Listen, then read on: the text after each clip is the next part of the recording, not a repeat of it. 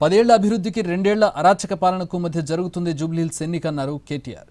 జూబ్లీహిల్స్ అభ్యర్థి మాగంటి సునీత నామినేషన్కు వెళ్లే ముందు కేటీఆర్ మాట్లాడారు. జూబ్లీహిల్స్లో తమ గెలుపుతో రాష్ట్ర భవిష్యత్తు మారపోతోందన్నారు ఆయన.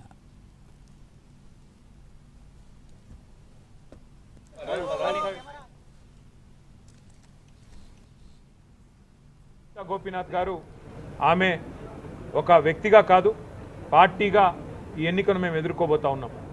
ఈ ఎన్నిక జరుగుతున్నది కూడా వ్యక్తుల మధ్యన కాదు. ఈ ఎన్నిక జరుగుతున్నది 10 ఏళ్ల అభివృద్ధికి 2 ఏళ్ల అరాచకానికి మధ్యన జరుగుతున్న ఎన్నిక.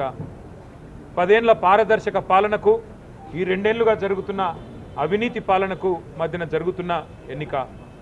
10 ఏళ్ల రైతు బంధు పాలనకు 2 ఏళ్ల రాబందు పాలనకు మధ్యన జరుగుతున్న ఎన్నిక. ఇది వ్యక్తుల మధ్యన జరుగుతున్న ఎన్నిక కాదు. మేము జూబ్లీహిల్స్ నియోజకవర్గ ప్రజలకు కూడా మాగంటి సునీత గోపీనాథ్ గారిని గెలిపించాలని అభ్యర్థిస్తూ వారి గెలుపు వల్ల మీకు రాబోయేది ఏంటిది అంటే కాంగ్రెస్ ఇచ్చిన 6 గ్యారంటీలు మీరు జూబ్లీహిల్స్లో గట్టిగా కాంగ్రెస్ పార్టీకి దిమ్మ తిరిగే విధంగా మీరు తీర్పునిస్తే తప్పకుండా రాష్ట్రం మొత్తంలో కూడా పేదలకు న్యాయం జరుగుతుంది, పేదలకు లాభం జరుగుతుంది. మాగంటి సునీత గోపీనాథ్ గారు ఆమె ఒక వ్యక్తిగా కాదు పార్టీగా ఈ ఎన్నికను మేము ఎదుర్కో